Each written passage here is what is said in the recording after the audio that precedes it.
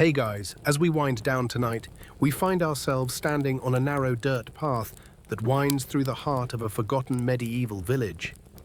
The air hangs heavy with the scent of damp straw and wood smoke.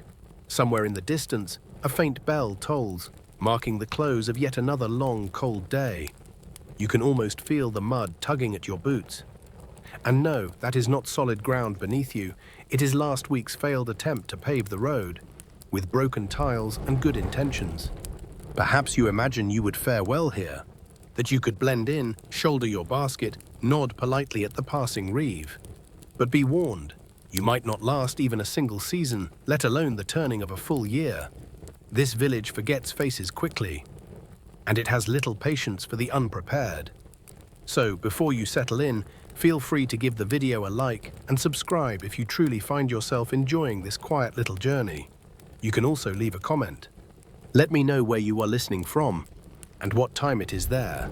It is always a small wonder to see so many tuning in from so many corners of the world. Now, dim the lights, maybe turn on a fan for that soft hum in the background. And together, let us drift slowly into tonight's story. Chapter 1. You wake up with a spoon in your hand, the friend who slept beside you all night. You blink awake on an old straw mattress. It may have been soft once, perhaps 10 harvests ago. Now it feels more like a brittle battlefield of weeds and the memories of field mice. You lie on your side, your back aching as though a herd of oxen had trampled over you in your dreams. And the first thing you feel is the solid handle of a spoon pressing up beneath your palm. Yes, you had held the spoon tight all through the night.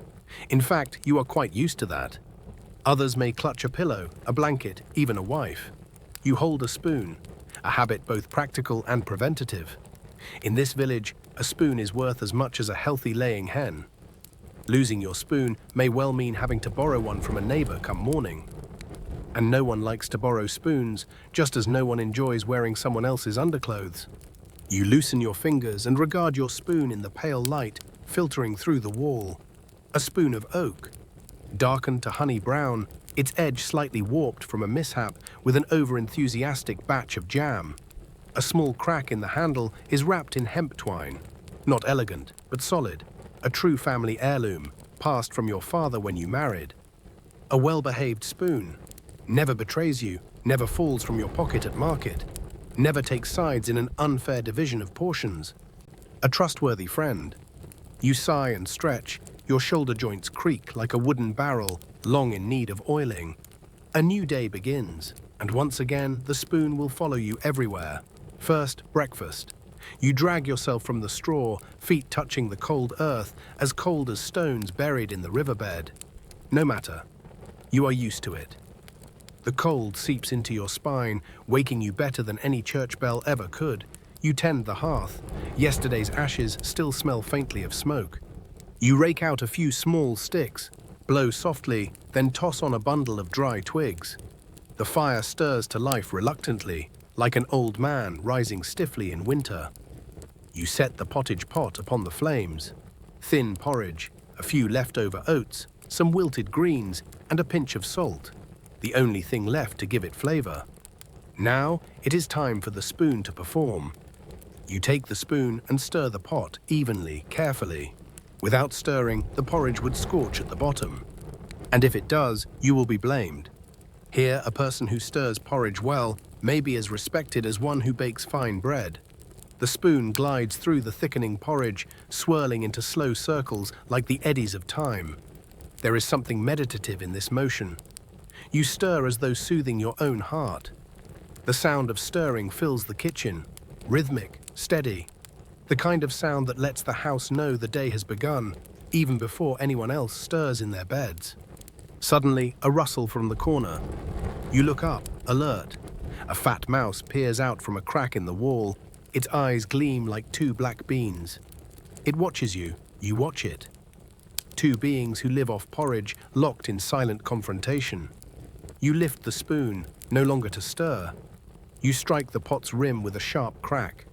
The mouse starts and flees, leaving behind a faint sour odor. You smirk. A small victory to start the day. The porridge bubbles. You scoop a spoonful to taste, as bland as old tears. But no matter, here survival is a victory. Enjoyment is the privilege of the rich. You ladle porridge into wooden bowls for the family, 3 full spoonfuls per person, no more, no less. The art of fair division is a crucial skill. One careless extra spoonful could spark an argument that lasts until harvest. The children, grimy and eager, crowd the table, watching your spoon move as if it were a sword of justice. You ladle each portion slowly, your gaze cool, your hand steady. This is a moment to display an unshakable fairness. The youngest child, of course, tries to inch their bowl forward. You gently push it back, with no change in expression. Justice, like porridge, must be served in proper measure. After the meal, you tuck the spoon into your belt. Not everyone carries a spoon, but you do. You once witnessed an old man who forgot his, forced to borrow the village girl's tiny spoon to scoop honey. That tale is still told at market. You have no wish to become the next subject of such stories. You step outside. Pale sunlight filters through the morning mist.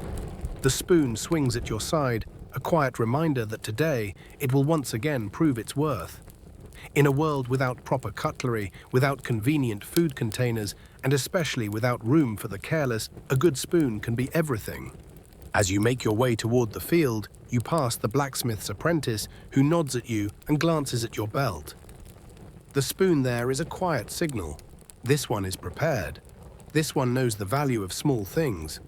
By the time the sun rises higher, you will have used the spoon again. To scoop water from the well, to stir a midday broth, to fend off a curious chicken who thinks the bucket of scraps is hers by right. And you know this too. Tonight, as the fire dies low, as the house quiets once more, the spoon will return to your hand. Familiar, steady, a simple thing. But in a life where so much breaks, bends and betrays, it is no small comfort to have one object that does none of those things. And so you walk forward into another ordinary day.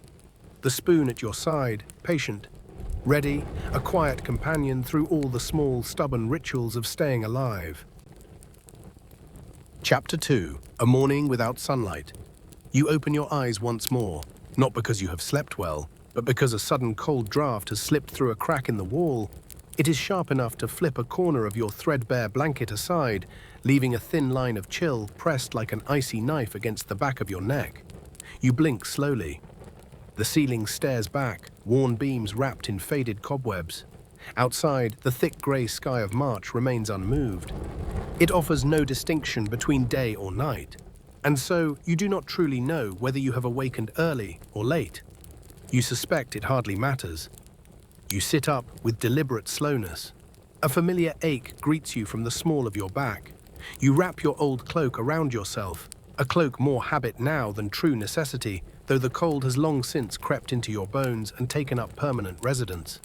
You pull it tighter still, not because it will truly warm you, but to remind yourself, however faintly, that you are taking some small action against the tide of this grey morning. You swing your legs over the edge of the straw mattress, feet sinking into the cold-packed earth below. You pause a moment before standing, knowing well that the room beyond the door will offer no greater comfort. Yet still, you open the door. Outside, a dense, unmoving fog envelops the village. It hangs heavy and close, like a pot of onion soup forgotten on the stove. Thick, uninviting. You take a breath, the air biting as it fills your lungs. Underfoot, the mud seizes each step with a grip that demands patience. You oblige. You know too well that mud is unfamiliar with the concept of haste. You make your way toward the village well, a morning ritual that respects no season. Along the path, you meet old Martin, bent and slow, drawing a bucket from the depths below. His glance is brief, his nod brief as well. It is a greeting without wasted energy. Entirely fitting on such a morning, you take the rope in cold, stiffened hands, the rough fibers scrape against your palms as you turn the crank, each rotation a reminder that necessity always triumphs over comfort, no matter how grey the sky. The bucket rises, steaming faintly in the chill. You pour the water into your pail, its faint scent of mud and metal rising with the steam. You no longer notice. On your way home, you pass a small knot of children huddled by the church wall. They take turns breathing pale puffs of mist into the air. A simple game, but sensible, for in weather such as this, most other games would demand far too much effort. Returning to your house, you kneel by the hearth. You coax the fire back to life, the flames reluctant, as though disapproving of the hour. Smoke fills the room with familiar insistence, swirling as if it had missed your company during the long, cold night. You set a pot of water upon the hearth, not in pursuit of a fine drink, but simply to summon a small cloud of warmth against the cold that seeps ever deeper. Breakfast comes next, a pot of vegetable soup, without the vegetables. A familiar meal for this lean season. You stir the pot, the gentle bubbling of water offering a small distraction to a stomach long since trained to expect little. You eat slowly, not from enjoyment, but because you know that eating too quickly will only hasten the return of hunger. After your meal, you step outside again. The mud still clings to your feet, a constant companion. The village lies beneath a motionless grey hush. Adults have gathered in the square, not for conversation, but to exchange glances and clipped words regarding what remains in their stores. You say nothing, you simply listen. In one corner of the small market, the old herb seller lays out a basket of wild greens. They are tough as parchment. You trade an old needle for a small handful. A modest prize to carry home. You boil water again, adding the greens to the pot. A sharp, bitter scent rises, mingling with the smoke you know all too well. You eat your midday meal much as you ate your breakfast. One small spoonful at a time, chewing more than necessary, simply to feel that you hold some control over this most basic of acts. As the afternoon wears on, you step into the narrow garden behind your house. You check the small plot where new shoots are just beginning to push through, pale green and fragile beneath the unrelenting grey sky. You know, not all will survive the days ahead. Still, you pull the weeds and tend the soil. You keep yourself busy, for busy hands help keep the cycle moving. Evening falls. You light the fire once more, watching as the flames flicker, casting unsteady shadows across the room. The house grows quiet. You sip water, exhaling slowly, your breath forming a faint cloud in the dim air. You sit for a time, watching the fire fade. Another day passes, without sunlight, without novelty. And yet, you remain, moving forward within the same quiet rhythm. At last, you lie down upon your straw bed. You pull the blanket higher, tucking it around weary shoulders. Outside, the wind stirs again, a soft voice against the walls of your home. You close your eyes, knowing well that tomorrow's sky may remain as grey as today's. Yet still, you will rise, you will light the fire. You will step once more onto that familiar muddy path. For here, life does not require light to go on.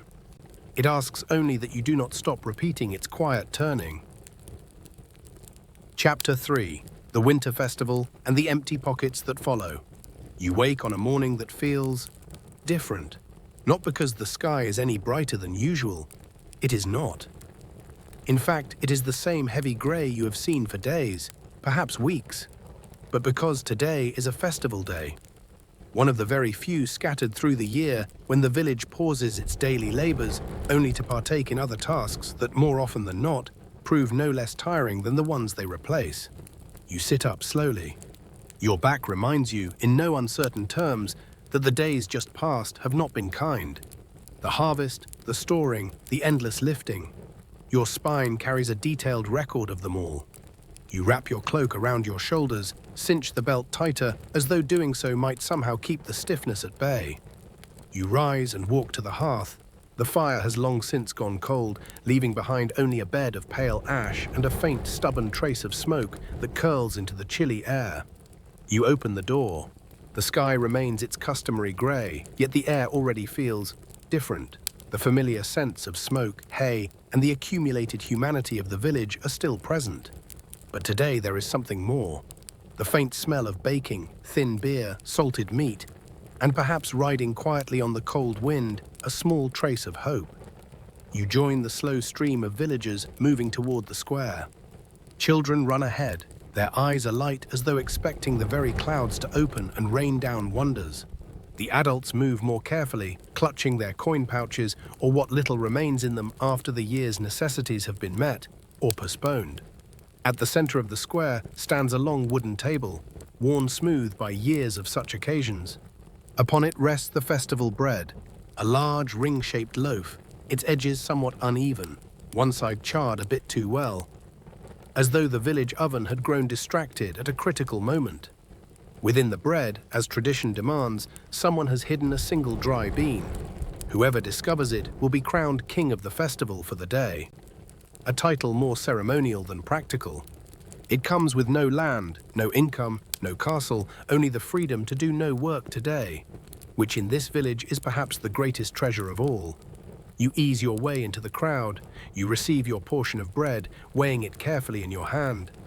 You bite with caution. The crust is harder than the village paving stones.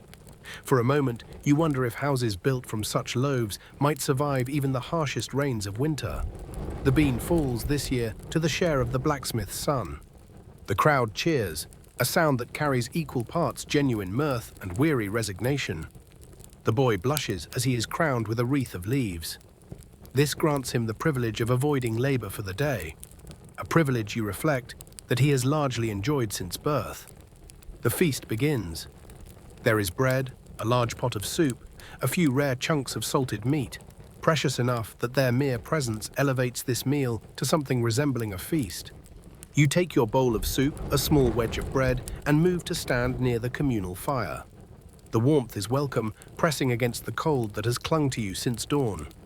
You eat slowly, not because you savor the flavors, which are modest at best, but because you know too well that to eat quickly is merely to invite hunger back far too soon. Around you, the square hums with laughter. Yet beneath the surface, you can feel the undercurrent of soft sighs and the quiet glances that calculate debts owed and debts newly made.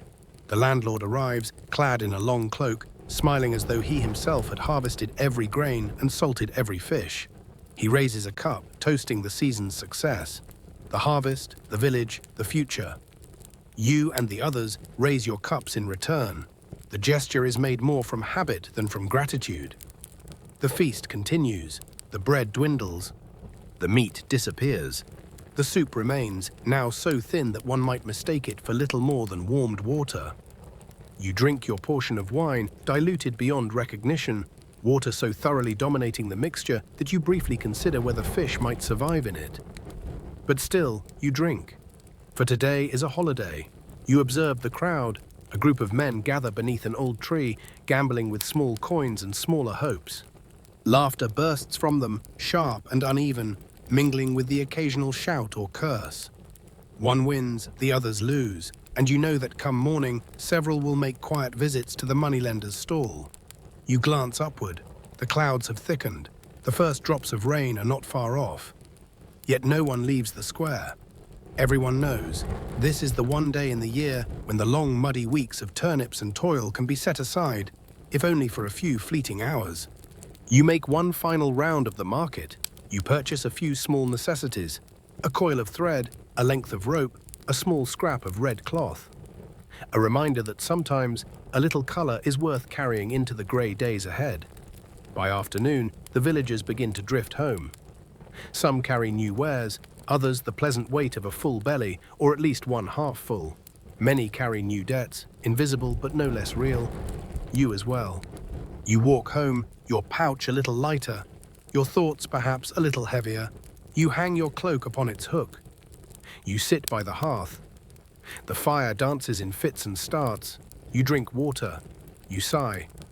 Another festival day has passed, a day of small joys and small temptations, of new debts quietly woven into the fabric of the village. You lie down upon your straw bed. The wind stirs outside. You know well that tomorrow will bring no bread crowned with beans, no meat in the pot, no wreath of leaves, only the familiar rhythm of labor and waiting. Yet you will rise. You will join the others. You will walk once more into that rhythm, steady, silent, and unending. And you know it will repeat tomorrow. Chapter 4. When the ground thaws and the smell of manure is stronger than ever. You wake as a thin, pale light filters through the animal skin stretched across your doorway. Not because the day is brighter than usual. It is not. In fact, the sky outside holds its usual dreary shade of grey, but because a new scent has arrived, uninvited and impossible to ignore, it is pungent, vivid, and seems to stir your stomach in ways that are neither pleasant nor particularly fair. The unmistakable smell of manure, and you know very well, this can mean only one thing. Spring has arrived. You sit up slowly, mind still sluggish from the long nights of winter. Your body aches in small, familiar ways, as though it too needs convincing that the seasons have truly shifted. You pull on your cloak, now smelling faintly of smoke and old sweat, and step outside. The ground beneath your feet is soft and untrustworthy, each step sinking deeper into a thin, soupy mud that offers no support and no mercy. You shuffle across the yard, passing through a landscape that speaks loudly of the cows' return to the outdoors after a long winter confined to the barn. The evidence of their release is written clearly and generously across every path and corner of the farmstead. You make your way to the edge of the fields, where a small cluster of villagers is already gathering. The air here hums with a silent understanding. No one speaks much. The first day of ploughing is not a time for chatter, not when there is so much to do and so many muscles already protesting in advance. Each person holds a sickle, a rake, a spade, or a plough handle, whatever their task demands. There is but one shared purpose this morning: to bring the land back to life, and to return the manure to its rightful place within it. You begin your work. The plough blade cuts deep into the cold, heavy earth, turning thick layers of soil that release a steady rise of steam into the cool morning air. The scent of damp soil mingles with the sharper tang of freshly spread manure. It is no longer a surprise. The smell has become as much a part of spring here as flowers might be in other places. Though here, it seems there will always be more manure than flowers. Each stroke of the rake or turn of the spade feels like a small victory against the stubborn mud. You move steadily, your hands stiff with cold, your breath visible in short, deliberate bursts. Every joint reminds you that winter has claimed more strength than you had expected. And whenever the plough blade catches on a root or an ancient half-buried stone, you kneel, digging it out with your fingers. You no longer wonder why your nails never seem to stay clean. By mid-morning, old Martin arrives, carrying a large jug of water. You take it gratefully. The water is cold, with a faint earthy flavor. No doubt a gift from the soil and the lingering scent in the air. You drink carefully, trying not to dwell too much on the possibility that the water may have absorbed more of its surroundings than you would prefer. But you finish the drink. There is still much to do, and the afternoon will be long. You return to your task. The furrows lengthen as the earth turns. The manure spreads steadily. The sun, such as it is, rises higher in the sky, offering a pale, indifferent light that provides little warmth. Yet somehow it seems to draw the scent from the soil even more vividly. You breathe slowly and steadily, keeping your movements deliberate. You know from experience that if you slow too much or falter now, the work will only stretch out longer, and it will stretch out enough as it is. As the sun begins to dip behind the trees, your body reminds you once more of its limits. You sink down at the edge of the field for a moment, your arms heavy, your hands numb, your legs tired from hours of battling the reluctant ground. But as you gaze across the newly turned earth, you feel a small measure of grim satisfaction. You have survived the first day of the ploughing season. The land is waking. Whether it appreciates your efforts is another matter entirely. On your way home, your feet drag through the village yard. The mud now cakes your shoes, each step heavier than the last. The smell of manure clings to your clothes, your skin, your very breath. You do not think much of it anymore. The scent has become a part of you now, as inevitable as the smell of wood smoke or the scratch of rough wool against your neck. At home, you peel off your cloak and hang it on its usual hook. You do not bother to clean it. You know you will need it again tomorrow, and tomorrow it will only gain more of the same fragrance. You sit by the hearth and coax the fire back to life.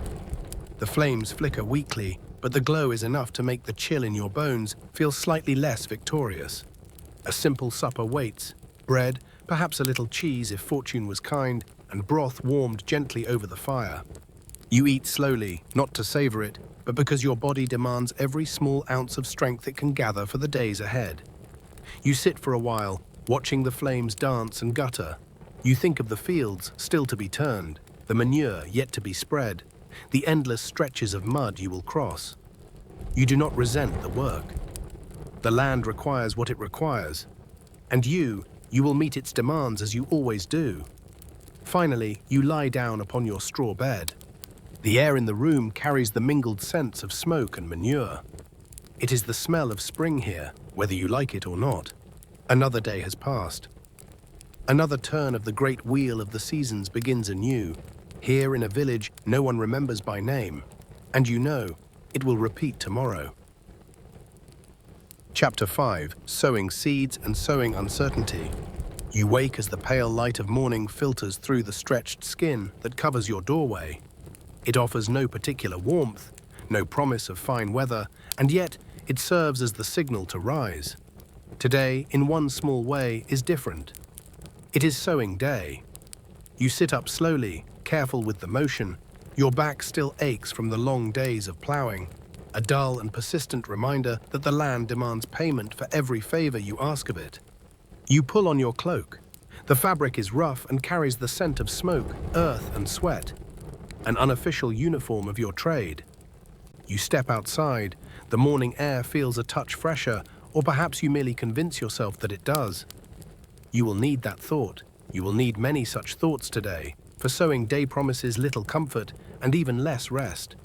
You join the slow stream of villagers moving steadily toward the fields. There is no fanfare, no songs, no celebration, just the quiet shuffle of boots through mud, the occasional cough, and the muted creak of leather straps. Each person carries a small sack of seeds, cradled carefully, almost reverently. It is a treasure they have guarded through the long winter, a meager fortune upon which the coming year now precariously depends. You reach the edge of your plot. You kneel by a freshly turned row, the soil still soft, still damp from recent rains, still fragrant with the unmistakable scent of manure that hangs in the air like an overzealous guest refusing to leave. You do not complain. The soil is ready. That is enough. You take a small handful of seeds, letting them rest in your palm for a moment. Tiny things, weightless, yet each one carries a fragile hope. You scatter them with steady hands, your fingers moving in a rhythm older than memory, older perhaps than the village itself, a rhythm you learned as a child when these same fields seemed vast and the work seemed like play. You sow slowly, evenly, careful not to waste a single seed. With each toss, you silently hope the birds will not find them first. You know, they are watching, smarter and quicker than many of your fellow villagers, and certainly more determined when food is scarce. Your mind begins to drift as your hands continue their work. You think of the winter to come, of meals built around turnips and stale bread, of thin soups and long nights. You wonder, not for the first time, whether this year's harvest will be enough to see you through, whether it will be kind or whether it will teach yet another harsh lesson in scarcity. The sudden rush of wings pulls you from your thoughts. A black crow lands nearby, its eyes bright and sharp. It tilts its head, watching you with a curiosity that borders on disdain. You glance at it once, then return to sowing. You understand that a portion of this crop will belong to guests such as this one, invited or not. That is the way of things. The sun climbs higher, a pale disk behind a shroud of thin clouds. Sweat begins to seep through your clothes, rolling in thin streams down your back. The breeze catches them, offering a moment's coolness, but not enough to warrant pause.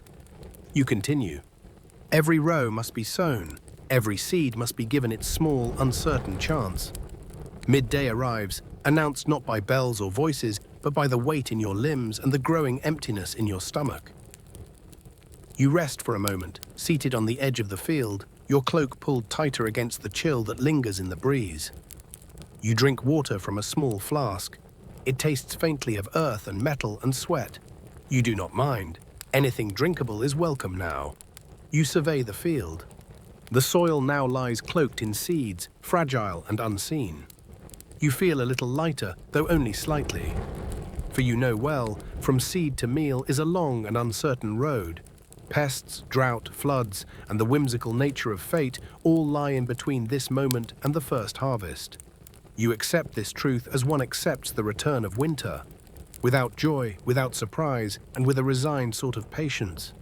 You rise again, slower now. You sow the last of your seeds, each movement deliberate, each step a little heavier than the last. Your shoulders ache, your hands throb, but you persist. This is one of the few tasks each year where your own effort still matters, where the work of your hands still holds meaning. Before you must surrender the rest to weather and time. As the sun leans westward, you gather your tools, brush the dirt from your clothes, and begin the walk home. Your legs ache with each step. Your hands, rough and raw, feel oddly distant from your arms. You do not expect anything special for supper, but tonight you will eat with a lighter heart, knowing that for today at least the work was done. At home, you coax a small fire back to life, the flames offering welcome warmth to tired fingers. You prepare a simple pot of soup. The scent of turnips fills the air once again, not a delight, but a familiar companion.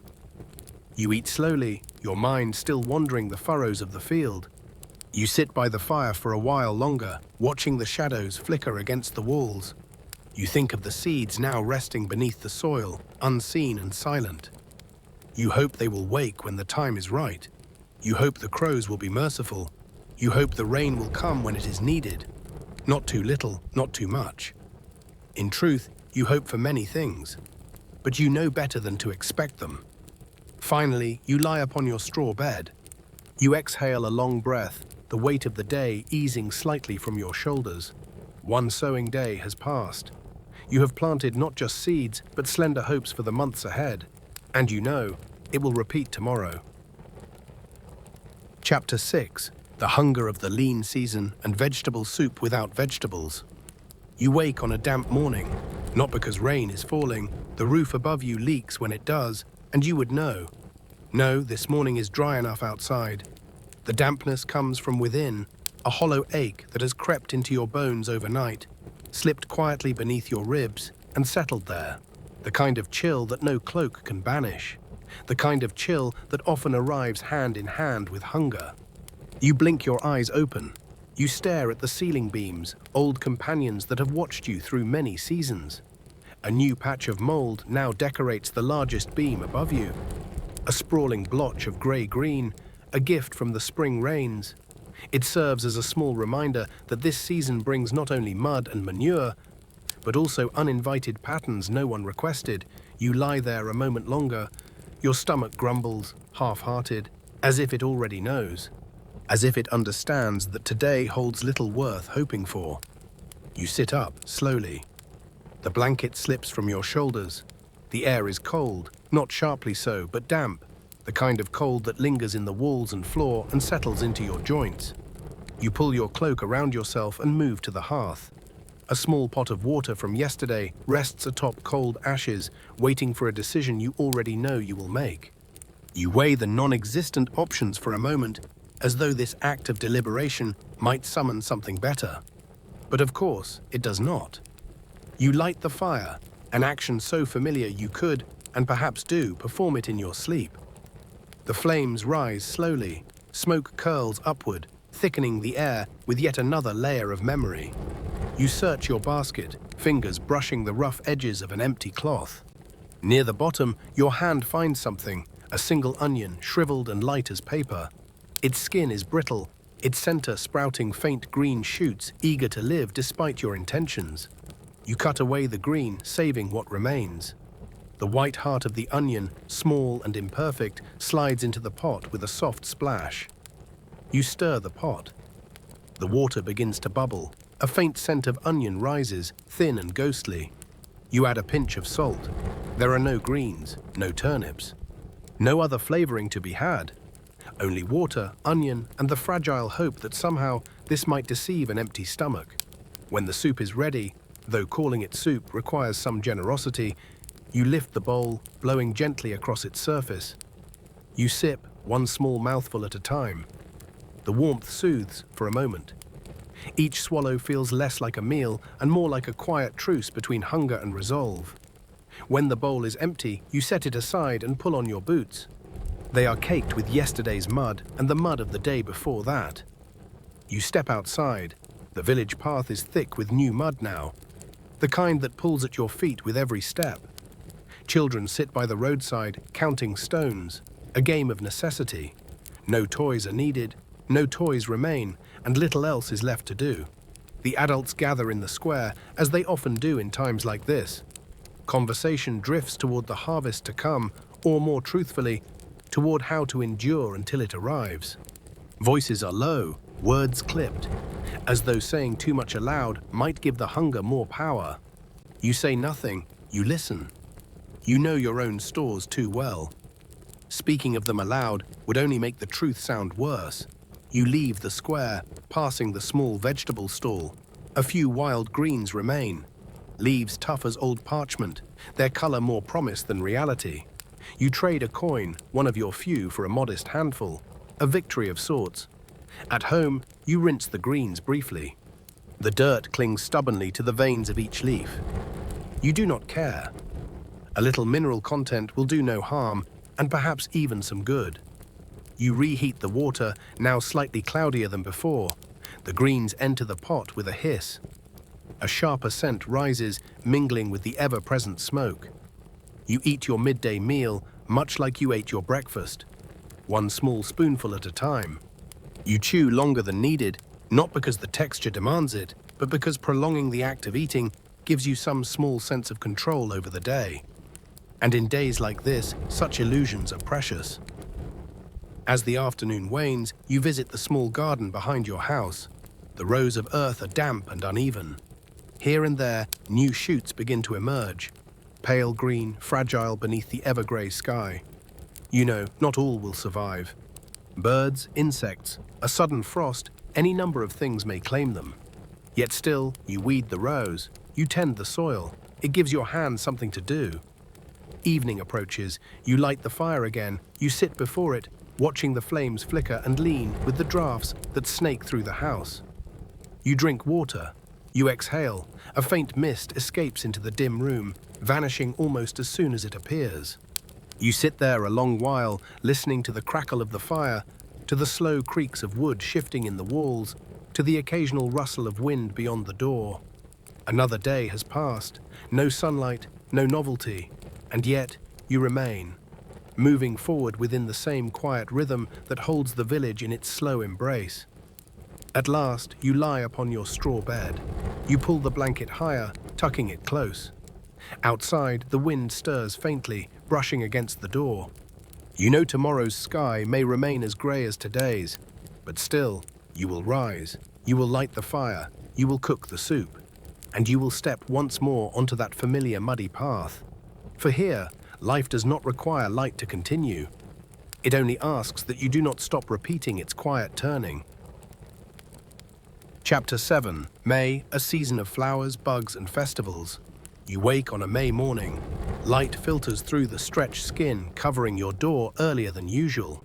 Not because the skies are any clearer, they remain their usual dull, stubborn grey, but because the birds outside have decided that the tree in front of your house will serve as today's bustling marketplace, and they see no need to wait for your permission to open it. Their chatter fills the air, loud and insistent. You blink, lie still for a moment, and then sit up. Your back immediately reminds you of the long days spent bent in the garden these past weeks, pulling weeds, tending fragile shoots, lifting stones that have somehow found their way back to the surface as they do every spring. You pull on your cloak, a layer of defense against the lingering morning chill. You tighten the belt, more from habit than from any expectation of fashion, and step outside. The air feels a touch fresher today. It carries the scent of young grass, damp earth, and blooming things you cannot name. A scent you have long since accepted as part of this season. Pleasant enough, though you know it heralds the return of both beauty and nuisance. You make your way toward the village square, following the slow flow of others. Today is May Day, one of the few days when the village formally sets aside its labors, to celebrate, or at least, to maintain the appearance of celebration. The adults carry strips of colored cloth in faded reds and worn blues. The children clutch flower garlands woven with tiny hands and uneven stems. Everyone wears the least tattered clothes they can manage, an annual miracle of mending and patience. At the center of the square, the maypole stands tall, a freshly cut trunk planted in a bed of stones. Bright ribbons flutter at its top, catching the faint breeze. You watch from the edge of the gathering. You know well that soon you will be drawn into the dance around it. Not because you seek joy in it, but because no one wishes to be the lone figure left standing outside the circle. You glance around. Along the fences, wildflowers bloom in tangled bursts of color. Buttercups, daisies, and others whose names you never learned. But amid their brightness, the insects have arrived as well, a well-organized army of buzzing and crawling pests. You brush a few small bugs from your collar and sigh. You know this year's battle against them will not be an easy one. Music begins. A small group of musicians sets up near the pole, fiddles, pipes, and drums. The rhythm is lively, meant to pull weary feet into motion. You step into the forming circle, moving slowly, keeping to the beat more from caution than from enthusiasm. Your gaze drifts toward the flowers along the roadside more often than it meets the eyes of those around you. You know what comes next. The toasts, the clumsy confessions, the glances exchanged beneath garlands and ribbons. The small moments that will fuel the village's gossip through the long summer ahead. You do not partake in the courtship games, but you watch. You understand the quiet language spoken in glances and shy smiles. A glance today may well lead to a hurried wedding. Come winter. At midday, the villagers gather in small groups upon the grass. You sit with familiar faces. You share a simple meal, dry bread, a bit of hard cheese, a few boiled turnips. You eat slowly. Not to savor the meal, there is little to savor, but to delay the emptiness that will follow all too soon. Laughter rises around you. Children chase one another near the maypole, their shrieks filling the air with a wild kind of joy. The adults sip thin wine from clay cups, their talk turning softer as the sun reaches its peak. In the air drifts a mingled scent of trampled grass and sweet blooms. A fragrance that is both pleasant and, after a while, oddly tiring. As afternoon wanes, the groups begin to drift apart. Some return home, but the younger couples slip quietly away into the woods, down paths known to all and spoken of by none. You watch them go. You do not judge. You simply note, as you always do, that in the coming weeks, more than a few bellies will require careful concealment beneath folds of cloth. You walk home slowly. Your shoes are thick with mud. Your cloak clings damp with sweat and the day's warmth. You know well that tomorrow the talk will begin. Who walked with whom? Who smiled at whom? Who must now begin to arrange a wedding they had not quite planned. At home, you coax a small fire to life in the hearth. You warm your hands above it, the flames flickering in the dim room. You prepare a simple pot of soup, mostly broth with a scattering of wilted greens. The scent of turnips returns once more, as it always does. You eat in silence, your mind still lingering in the square, among the flowers and the laughter and the glances that will shape the stories of summer. You sit beside the fire for a while longer, listening to the wind whisper through the cracks in the door. It carries with it the fading echoes of the day's festival. The music, the shouts of children, the soft tread of retreating feet on woodland paths. Finally, you lie upon your straw bed. You pull the blanket higher, knowing that the cycle continues. After the flowers will come the pests, after the festival, the long days of labor. But you also know, as you have always known, that you will rise again. You will work again. You will watch the blooms fade and fall, as you do each year. And you know, it will repeat tomorrow. Chapter 8. Cutting grass for a winter that has not yet come. You wake as the early summer light slips softly through the cracks in the wooden walls of your home. It is not strong enough to warm the room. Nothing truly is. But it is enough to tell you that morning has arrived, and that today will not be an easy day. You lie still for a moment, listening to the faint sounds of the village beginning to stir. You can hear footsteps in the mud outside, a distant cough, the familiar creak of a wheelbarrow being pushed toward the fields. You sit up slowly. Your back offers its usual protest, a dull ache from the long weeks of sowing that have come before. But the fields do not ask whether you are rested. The grass has grown, and now it waits to be cut. You pull on your cloak, worn thin at the shoulders, the edges fraying, but serviceable enough. You lace your shoes, each knot a reminder that they have carried you through more than one rainy season and will likely have to manage at least one more. You step outside. The cool air of early summer greets you, crisp against your skin. It carries the scent of damp grass and rich earth, a fragrance more pleasant than the manure of spring, though not pleasant enough to make you forget the tall meadow that lies ahead of you. The meadow always waits, and it is always larger than you remembered. You join the small gathering of villagers at the edge of the field.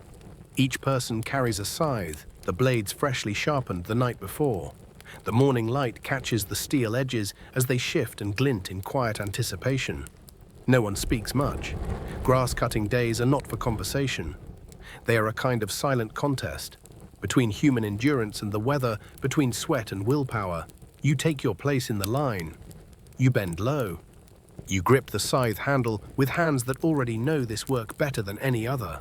The first strokes sweep through the grass with a satisfying swish, the tall blades falling in neat, soft waves. The sound is steady, rhythmic, almost soothing, until your back begins to remind you otherwise. You gather the cut grass into bundles, binding them tightly with rough twine. You stack them to the side, where they will dry beneath the sun before being hauled to the barns. Each cut, each tied bundle is a small piece of the winter still to come, a future meal for livestock, a safeguard against the lean months ahead. But the meadow holds more than grass. Among the green waves are beetles, bugs, and grasshoppers, uninvited guests that leap, crawl, and flutter about your work. You have learned to ignore them. If you reacted to every insect, you would never finish the field, and the field has no patience for delays. Now and then, a small field mouse scurries out from beneath the grass, its tiny body trembling. You and it share a brief moment of understanding. Both creatures would much prefer to be elsewhere. You set your bundle down gently, giving the mouse space to flee into the underbrush. The sun climbs higher. The cool morning fades into a warm, pressing heat. Your shirt clings damply to your back. Each motion, bending, cutting, binding, grows heavier, slower. But still you continue. You know this well. If the grass is not finished today, it will dry unevenly by tomorrow. And winter leaves no room for carelessness. At midday, you take your rest beneath a tree at the field's edge. The shade offers a brief respite from the sun's steady assault. Your hands tremble slightly from fatigue. Your eyes sting from sun and dust. You unwrap a piece of dry bread, hard and thin. You chew each bite slowly, thoughtfully. You sip water that now tastes faintly of grass and earth. You tell yourself, as you always do, that anything that can be swallowed is welcome now. The afternoon brings more of the same. Each stroke of the scythe feels heavier, less sharp. Your shoulders burn, your fingers cramp around the handle, but you maintain your rhythm. You know all too well that if you falter now, the meadow will soon resemble an endless battlefield of half-cut grass and missed opportunities. And the grass, indifferent as it is, will grow back before you can catch your breath. The sun begins to lower in the sky. The bundles of grass rise in neat, tall stacks along the edges of the field. You pause for a moment, standing amid the sea of green stubble. Sweat streaks down your back. Your hands shake from exertion, but your heart feels lighter. The day's work, or at least this part of it, lies behind you. You gather your tools. The scythe feels heavier now than it did in the morning. You sling it over your shoulder and begin the slow walk home. Your steps are uneven, your legs heavy with fatigue.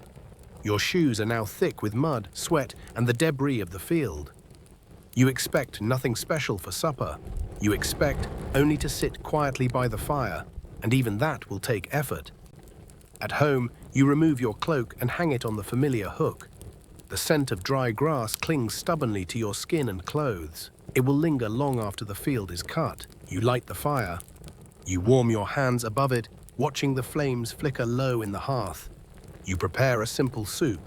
Water, a few wilted greens, perhaps a thin slice of root vegetable if fortune was kind. You eat in silence. The warmth of the broth eases the ache in your limbs. The fire soothes the worst of the cold that has already begun to seep back into your bones. Finally, you lie down upon your straw bed. You know tomorrow will be another day of cutting grass. Another turn in the endless wheel of this village. another test of will and endurance. But you also know you will rise. You will continue. You will gather each bundle, piece by piece, for a winter that has not yet come. And you know it will repeat tomorrow. Chapter 9. The Fair, the Temptations, and the New Debts. You wake before the sun has fully risen. Yet already the village hums with more voices than usual. Footsteps in the mud. A burst of laughter too early for any ordinary morning. The distant bleating of goats herded toward the square. You lie still a moment longer, listening. You know at once, today is fair day, a day everyone looks forward to. Or at least, pretends to. For most already know how it will end. You sit up. Your back still aches from the long days of cutting grass, aches that no fair can erase. You pull on your best cloak, which in your case simply means the one with the fewest holes and the least obvious stains. You lace up your shoes, soft and thin now, worn down to the point that they fold beneath your feet like stale bread left too long in the rain. You step outside. The air feels different today, carrying a strange weight of expectation. Beyond the familiar scents of smoke, dry grass, and humanity, other smells drift toward you. The warm scent of baked goods, the sharp tang of thin beer, the rich aroma of salted meat. And beneath it all, a faint, elusive scent of hope. You join the slow flow of villagers moving toward the square. The children run ahead, eyes bright and voices loud, as though today might bring them everything they have ever dreamed of, and perhaps one or two things they should not. The adults walk more carefully, some clutching their coin purses, others clutching the fragile belief that they will not overspend. Fewer will succeed than imagine they will. In the square, makeshift stalls crowd together beneath sagging cloth awnings and hastily hammered planks. You pass the spice stall first. A bearded man proclaims the wonders of pure sea salt from distant shores, sold at a price that could buy you turnips for a month. You glance at the knife stall next, gleaming blades arranged in careful rows, their price tags reminding you that the last knife you bought remains unpaid for. You linger a while at the pastry stall. The scent here is harder to resist. You trade a precious coin for a small cake, light and sticky in your hand. You take one bite and realize most of its sweetness came from your anticipation. The rest came from honey. You eat it anyway. No sense wasting what cannot be undone. Music begins. The musicians, fiddles, pipes, drums, take their place near the central tent. The lively rhythm spreads quickly through the fair. You remain at the edge of the square, watching as the younger ones are drawn into the swirl of dancing and laughter. You know well that the glances exchanged today will fuel the village's gossip well into summer. And beyond. You wander on. Your steps lead you toward the moneylender's stall. A small sign hangs above, quick loans, slow payments. The words sound almost as sweet as the pastry. You scan the list of names pinned to the post beside the stall. Half the village is already there. You sign your own name with a familiar resignation. You take a few coins. And you know, without needing anyone to tell you, that you have just made another invisible bargain with the winter to come. By midday, you find a place to rest near the beer tent. You drink a cup of thin beer, the kind a fish might swim in without concern. Still, you drink. It is a festival. And drinking is the simplest way to forget the thin soup that will await you tomorrow. You watch the crowd. Beneath an old tree, a group of men gamble with small coins and large hopes. There is laughter, swearing, the occasional shout of triumph. One wins, the others lose. And by morning, they too will visit the moneylender's stall. The cycle is well known and well traveled. You glance up at the sky, grey clouds gather, thickening across the horizon. Rain is coming. But no one leaves. Everyone knows. Today is the one day when the long weeks of mud, grass and turnips can be briefly forgotten. No one will surrender it easily, not even to the weather. You make one final round of the fair. You buy a few necessities, some thread, a coil of rope, a small scrap of red cloth. A small reminder that a bit of color might help the long winter feel less bleak, if only for a moment here and there. As the afternoon fades, the fair begins to unravel. The musicians pack away their instruments, the spice seller counts his coins. The knife merchant sharpens blades that will likely remain unsold. The villagers drift home, some with new goods, some with bellies half full, others with new debts folded quietly into their pockets. You as well. You walk home slowly, knowing that tomorrow the fair will be gone. But the numbers will remain, on paper and in your mind. You hang your cloak on its hook, the scent of the fair still clinging faintly to its fabric. You sit by the hearth. The firelight flickers against the walls. You drink water, cool and clear, though it seems thinner after the beer. You sigh. One fair day has passed, a day of temptations, a day of new debts. Another turn in the quiet wheel of a village no one remembers, and you know, it will repeat tomorrow. Chapter 10. Harvesting grain and harvesting years off your life. You wake to a golden morning, not because the sunlight is any kinder today. It is not. The sun remains the same weary traveler it always is. But because the village has already called itself awake long before the sun managed to clear the line of trees. The sounds drift in through your thin walls, the clang of tools, the shuffle of boots, the voices pitched lower and grimmer than usual. You remain in bed a moment longer. Not from laziness. You know well what day this is. Harvest day, a day when no one, not the oldest man, not the youngest child, is allowed the luxury of rest. You lie still beneath your worn blanket, knowing that the hours ahead will carve deeper marks upon your bones. You sit up, slowly. Your back is the first to speak, a dull ache running down your spine. Weeks of bending in the fields have left their record, one that will not fade quickly. You pull on your cloak, rough and stiff from last week's sweat. You lace your shoes, the soles already thinning. You step outside, the cool autumn air greets you, carrying the scent of ripe grain and damp earth. It is a familiar smell, one that comforts in one breath and reminds you in the next that winter is near.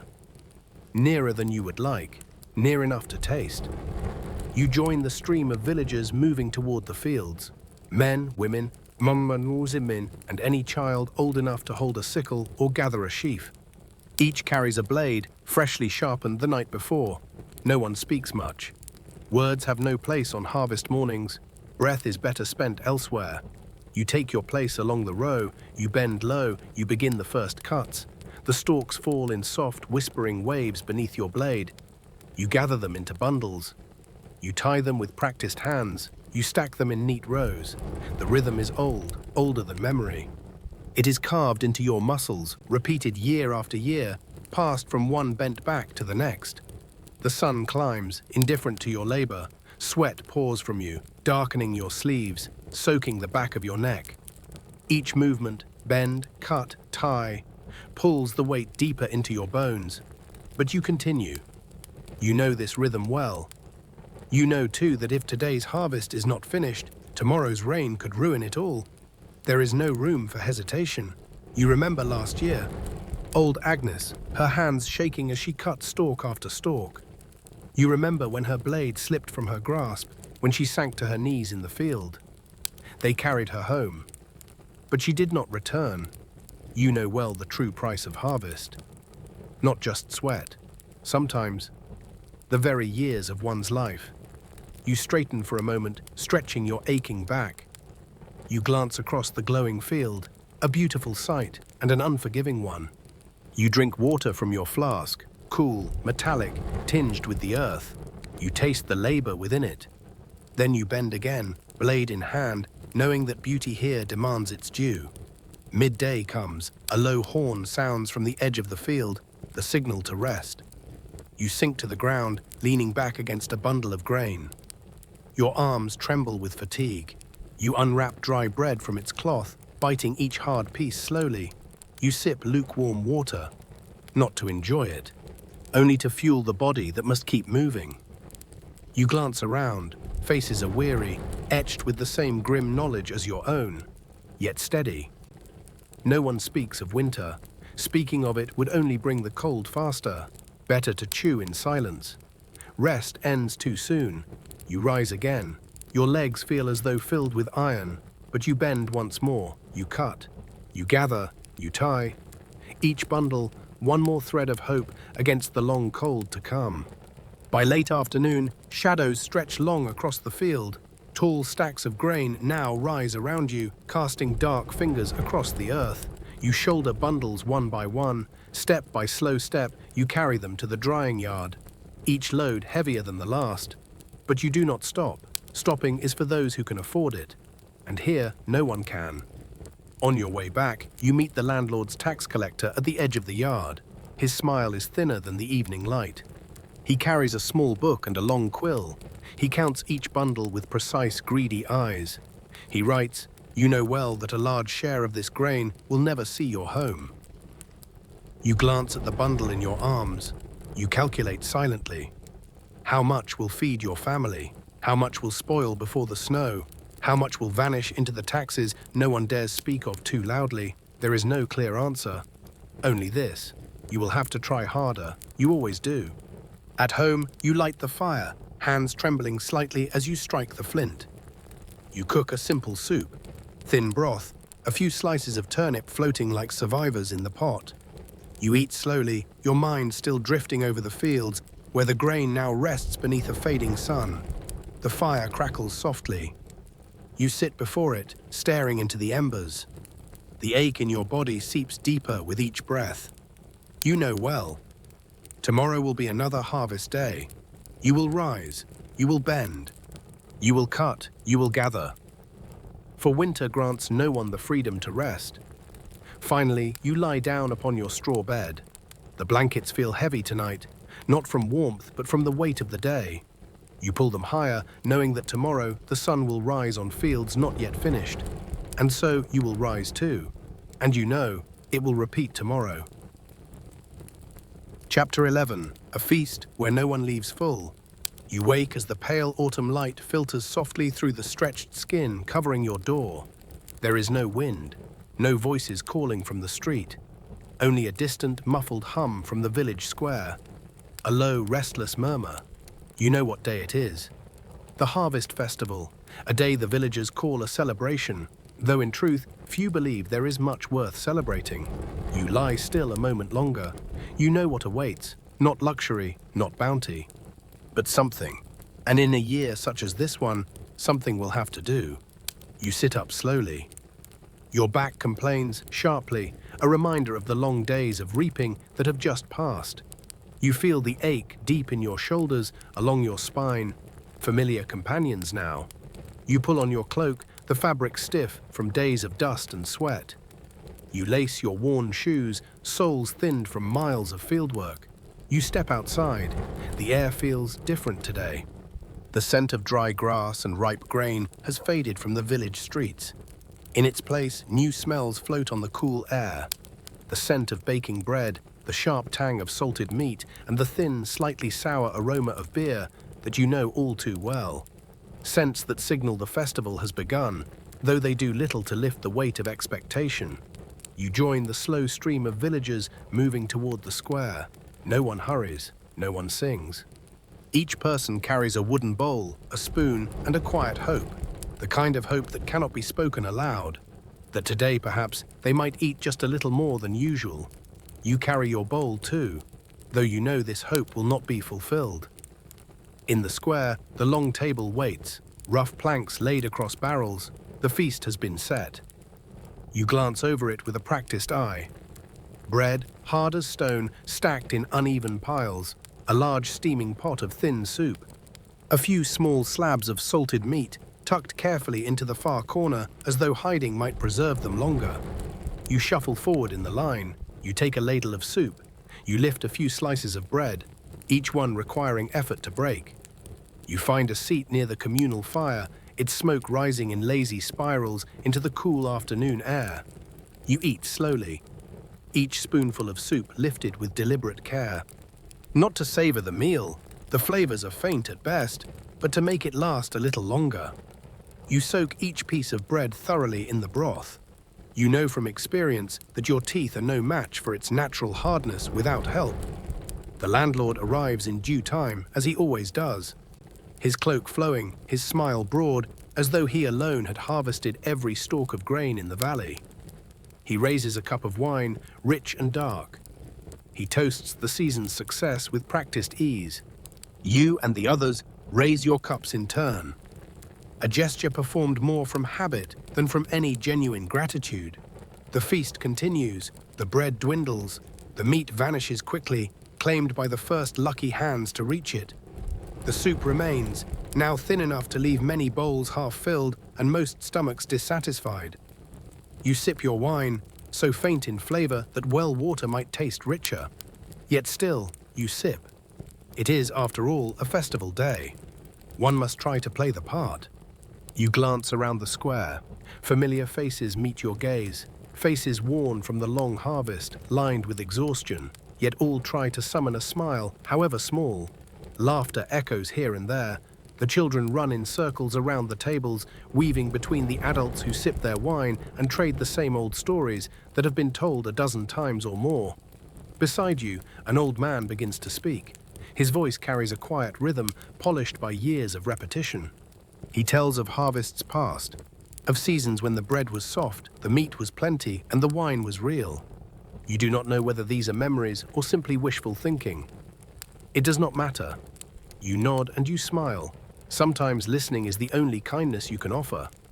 As the afternoon fades, the wine runs dry. The soup cools to lukewarm water with floating herbs. The laughter softens. The crowd thins. One by one, people begin to drift away, the weight of the coming winter settling upon their shoulders once more. You walk home slowly. The mud clings to your shoes, heavier now with the day's wear. You carry your empty bowl in one hand, its weight deceptively light. Your belly is half full at best. Your mind carries one more small weight to add to the burdens of the season ahead. At home, you hang your cloak on its hook. You light the fire, coaxing it to life with practiced hands. You prepare a simple turnip soup for supper, letting it simmer as the fire crackles low in the hearth. You eat in silence, each spoonful warming your tired bones. You sit by the fire for a while longer, watching the flames flicker against the walls. You know tomorrow there will be no feast, no toasts, no thin wine, only the fields, the turnips, the cold earth beneath your feet, the cycle that waits. Indifferent, endless, finally, you lie upon your straw bed. The room grows darker, the fire reduced to soft embers. You pull the blanket higher around your shoulders. You know, tomorrow will bring the same as today, another day of work, another day of waiting. The festival will fade, the debts will remain, and the wheel will turn again. And you know, it will repeat tomorrow. Chapter 12. Turnip season, a dish no one dreams of. You wake to yet another grey morning. No bells ring, no voices call from the street, only a dull ache in your stomach, a slow, persistent reminder from within. You know well what it means. Turnip season has arrived, and from this day forward, no meal will pass without them. You are certain of this. You lie still for a while, staring up at the ceiling beams. They offer no comfort, no reassurance. Only the familiar signs of wear, the faint traces of soot, the slow creep of another patch of damp along the corner. You sigh, you sit up, the cold air brushes against your skin. You pull your cloak around your shoulders. The worn fabric is scratchy and thin, but it will do. It must do. You step outside. The air is heavy with dampness, the ground still soaked from the rains that fell 2 days ago, or perhaps 3. Time has a way of losing its shape in the middle of turnip season. Beneath your feet, the mud clings in thick, cold patches. You take slow steps toward the turnip field, a pilgrimage no one chooses willingly, yet no one avoids. At the field, you see them, pale heads poking stubbornly above the dark earth. Round, blanched, like the noses of strange creatures woken too early from a long and peaceful sleep. You bend low. The cold bites at your fingers. You begin to pull. Your nails fill quickly with earth. Your hands numb within minutes. At times, the turnips resist. You must twist. You must tug hard.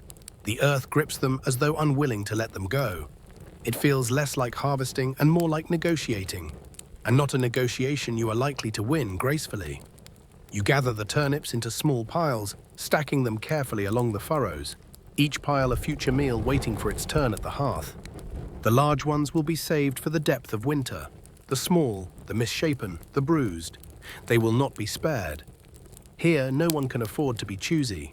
and certainly not during turnip season. You load the turnips onto a small cart. Others do the same.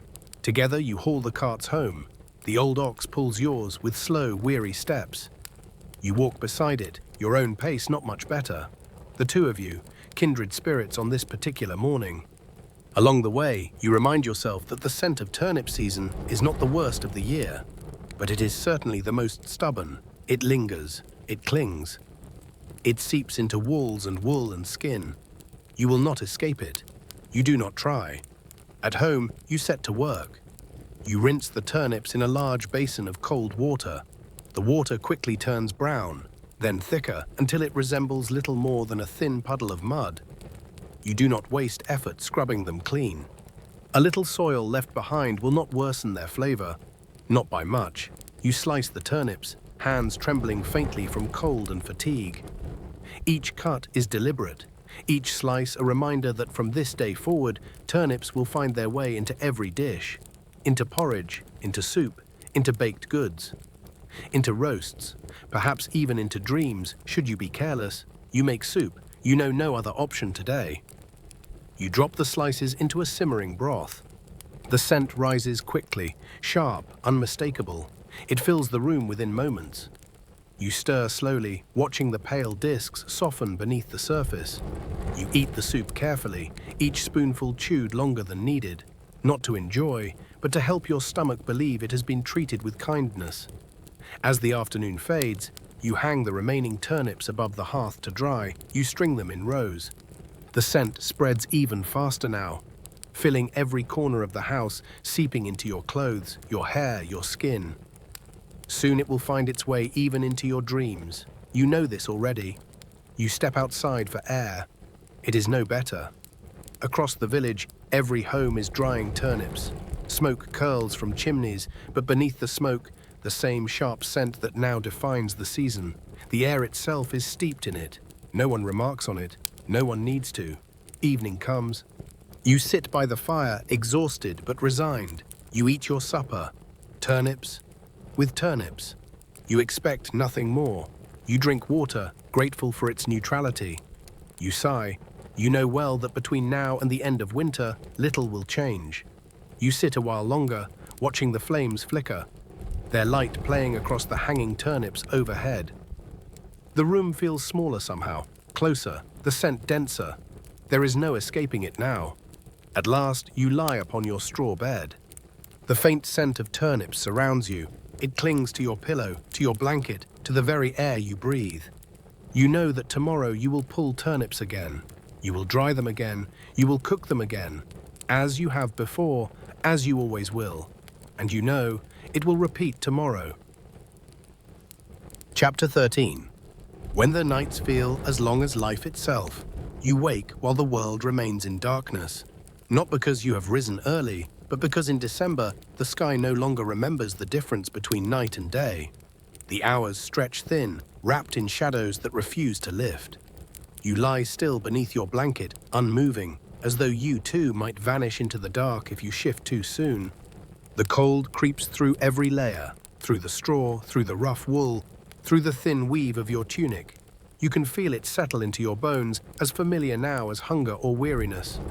You know already that today will unfold as the days before it have. And tonight will stretch out once again, seemingly without end. The winter nights here possess a peculiar talent. They know how to stop time. You sit up slowly, pulling your cloak around you, its rough edges stiff with cold. You push your feet into worn shoes. The air bites at your skin even within your own home. You hesitate at the door. Then you step outside. The air is bitter. It snaps against your face and hands. You pull your cloak tighter around yourself, though you know it will offer little help. Snow falls softly, a thin dusting upon the rooftops, across the paths, along the crooked beams of the fences. Just enough to suggest a false sense of peace. Just enough to remind you that the season has not yet given its worst. You walk toward the square, where the villagers gather for the small midwinter candle procession. The sound of boots crunching snow reaches your ears, the slow murmur of voices subdued even more than usual. This is not a festival, it is an act of defiance, a ritual meant to remind the darkness that it cannot swallow the village whole. You join the crowd. Each person holds a small candle. The faint flames flicker against the sea of blackness. You hold yours carefully, shielding it from the wind with cupped hands.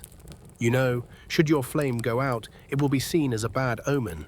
And this village, already heavy with quiet fears, needs no more of those. The church bell tolls, a single heavy sound that seems to sink into the snow rather than rise above it. The crowd falls silent. The procession begins. You follow the others, step by deliberate step, each footfall pressed into the thin layer of snow that covers the frozen ground. The dim glow of your candle feels like a fragile thread, a single strand that keeps your mind from unraveling beneath the weight of the season. You glance at the faces around you, pale, drawn, tired. Each person walks alone within the circle of their own small light. You walk among them. Yet each of you feels adrift in the great dark sea of the world.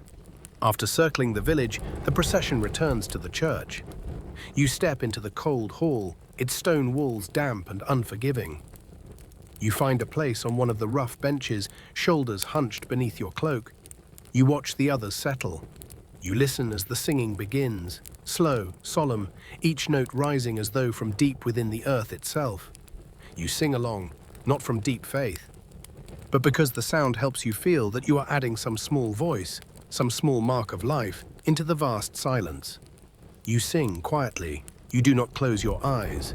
You do not want to lose sight of the flickering candlelight that keeps the darkness at bay. After the service, you carry your candle carefully through the cold streets, its small flame dancing with each breath of wind.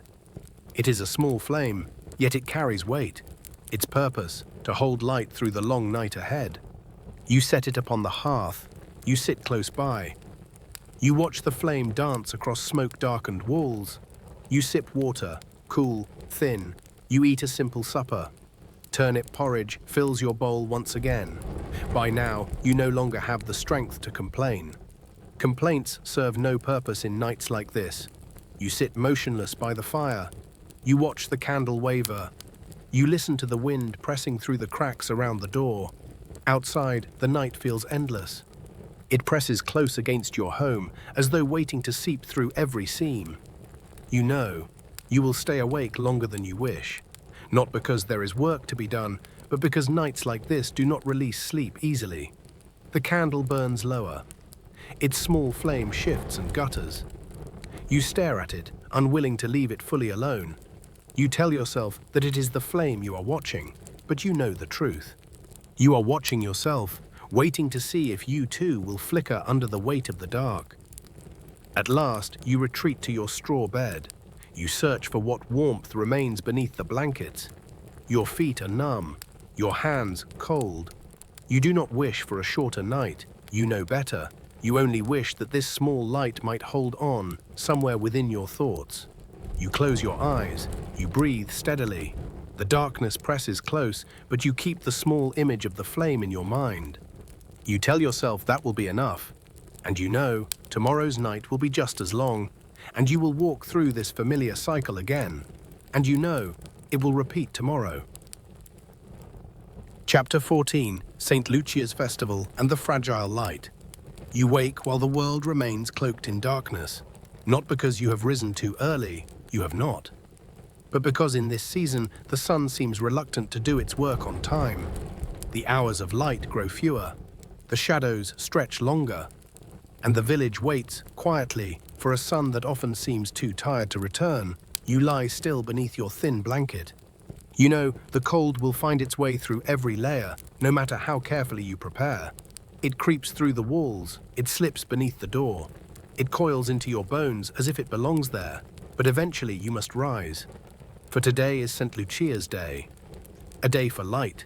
A day the villagers still honor, even when the skies remain heavy and unyielding. You sit up slowly, you pull on your cloak, the fabric rough against your skin. You wrap an extra scarf around your neck, the wool scratchy but welcome.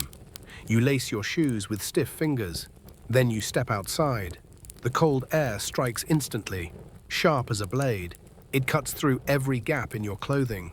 The wind carries the scent of frost and the damp breath of snow that lingers just out of sight. You pull your scarf higher, your cloak tighter. You walk toward the church. You join the gathering before the old stone building.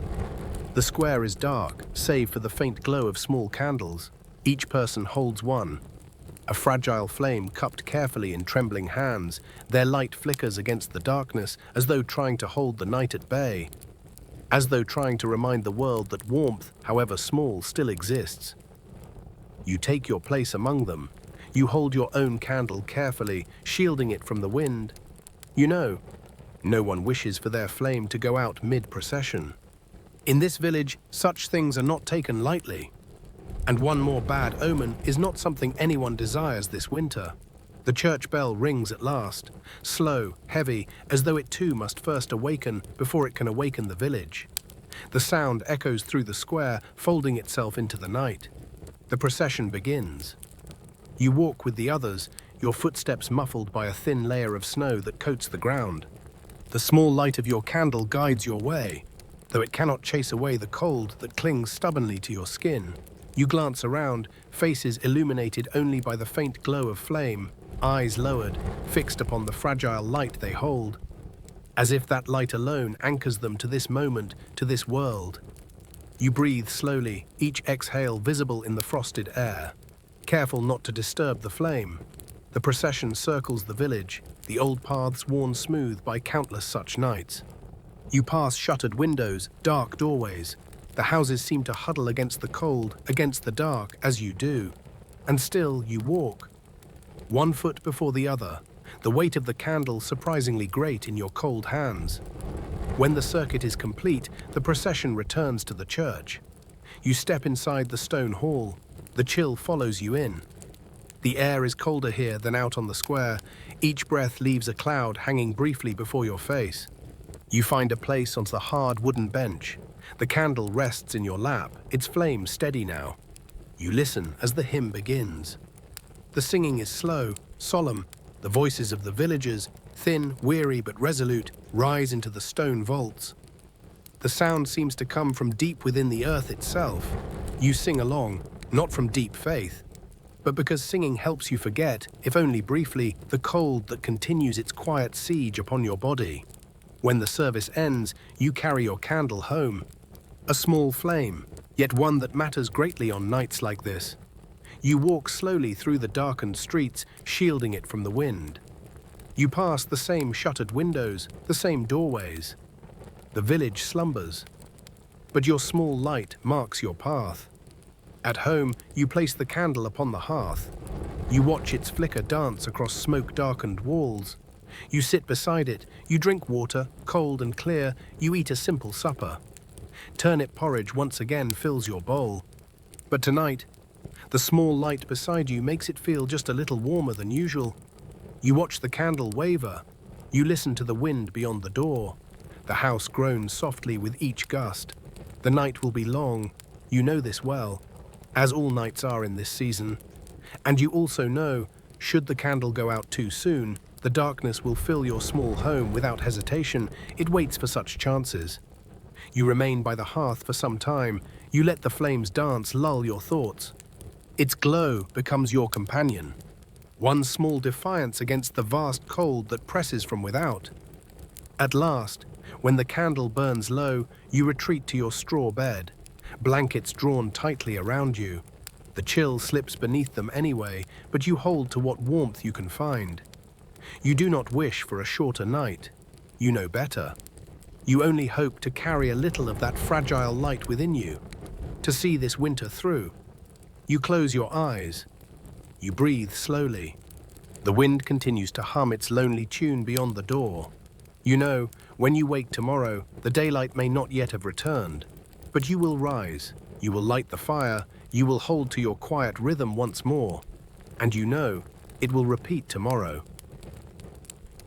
Chapter 15. A cycle closes and no one remembers your name. You wake on the coldest morning of the year. The air within your home feels sharper than any blade. The house is so still. It seems as though the world beyond your door may have frozen entirely overnight. Nothing stirs. No footsteps, no voices, no distant clatter of carts. Only silence. You lie there a moment longer, not from laziness. You know better than to afford yourself such a thing. But because you know, leaving the thin warmth of your blanket will offer little comfort. Outside that fragile cocoon, the cold waits. Still, you must rise. Another year is drawing to a close. No fireworks will mark its passing. No bells will toll, only the wind slipping through the cracks of the door. A quiet reminder that time continues to move, whether noticed or not. You sit up slowly, pulling your cloak around your shoulders before the blanket falls away. The chill presses in instantly, familiar and unwelcome. You lace your shoes, stiff, cracked leather that knows these floors as well as you do. You stand, letting the weight of another year settle across your shoulders. Then you step outside. The sky hangs low, thick and grey. The air bites at your skin. Each breath leaves a cloud that drifts and vanishes almost before you can see it. The ground beneath your feet is hard, crusted with frost, as though the very earth is weary of its burden. You join the slow procession toward the church. The year-end service waits there, as it does each winter. A ritual worn smooth by repetition. No one rushes, no one speaks. Each villager walks beneath the same silent understanding that the year ahead will look much the same as the one now ending, and the one before that. You step inside the church. The air within is scarcely warmer than the street outside. You take your seat upon a cold wooden bench, shoulders hunched beneath your cloak. The priest begins his sermon. His voice is soft, steady, as though seeking to blend into the stillness of the season itself. He reads aloud the list of those lost this year. You hear each name, some you know well, faces you have worked beside, laughed with, grieved for. Some faint in your memory, a passing nod in the square, a voice once overheard, and some names you've never heard before, woven quietly into the village long before your time. You think quietly. If next year your name should be read aloud, few would remember. The thought neither frightens nor saddens you.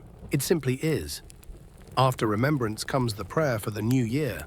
You bow your head with the others, not from deep faith, but because lowering your head helps keep your neck a little warmer, and because some gestures, when done together, feel less hollow than when done alone.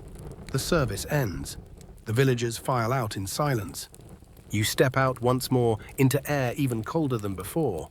Your shoes are heavy now, caked with frozen mud, each step pressed deep into the hard winter ground. You walk slowly home, your breath trailing behind you in pale wisps. At home, you light the fire. The familiar dance of flame takes time, your fingers clumsy from the cold. You sit before it, palms outstretched, letting the warmth creep slowly back into your hands. You prepare a pot of turnip soup for lunch. The act is so familiar, your body moves through it without instruction. You eat slowly, each spoonful holding warmth a little longer within you. You watch the fire flicker. You feel neither joy nor sadness, only the quiet pull of another year passing. The light outside fades early, as it always does this time of year. You step outside in the grey afternoon. The sky remains leaden. You draw a long breath. You know the coming year will bring little change. The days will pass much as they always have. The turnips will still grow, the grass will still be cut, the fair will come and go, debts will appear and deepen, and when next year's end comes, you will walk this path again. You hang your cloak once more. You sit again by the fire. Tonight, you will drink a little extra warm water. You will sit a little longer by the flames. You will wish for nothing grand. Only that tomorrow you might light another fire. Prepare another pot of turnip soup. Carry forward the quiet rhythm of life in this place. You think of those whose names were read today. Some lived many seasons here, some few. None will be carved in stone. None beyond this village will remember they ever lived here at all. The same will be true for you when your time comes. But this does not trouble you. You know, it is not stone that remembers. It is the small acts of living, the tending of fields, the gathering of wood, the lighting of fires, the sharing of bread. The simple turning of days. You lie upon your straw bed. The fire burns low, the room grows colder, darker. Another cycle has closed. No one in the village will carve your name in stone. No one beyond this place knows you lived here. But you know, And you still breathe. You still listen. You still feel. That is enough. You close your eyes. You breathe steadily. The wheel has turned once more. Tomorrow, when you wake, the cycle will begin again. You will rise. You will light the fire. You will carry on within this slow, familiar turning. As many have before you, as many will after. And you know, it will repeat tomorrow. You have followed this small village through the turning of a year, through the frozen months, through days of ploughing mud-soaked fields, through a turnip season no one wished for, through the tempting days of the fair, through feasts where no one left truly full. You have seen small candles trying to hold back the deep dark, stacks of hay rising like quiet prayers against the winter ahead. You have heard the slice of sickles through the grain, the heavy steps returning across cold fields. You have shared the slow, steady rhythm of life in a village the world has long since forgotten. And like them, you have moved through cycles that feel endless. One task, one season, one quiet turn after another. Yet even in this sameness, you have come far. You have endured. You have carried your small flame through each month, each season, each passing year. And tonight, and as you lie here, letting these stories guide you gently toward sleep, know that you too have just passed through another turning of the year. No need to mark it, no need for praise. Only a slow breath, shoulders softening, a small light still flickering within your mind. Thank you for walking this journey with me. Thank you for listening, all the way to the final moments of this video. If stories like these help you find a bit of rest, don't forget to click like and subscribe, so we may meet again on other nights to come. You can also leave a comment. Let me know where you are listening from and what time it is there. It is always a small, quiet joy to see how many corners of the world have gathered here. And now, as you lie there, wrapped in your blanket, let your breath slow. Let the only sound be the soft rise and fall of your breathing as another year's circle comes to a close, and you know, it will repeat tomorrow.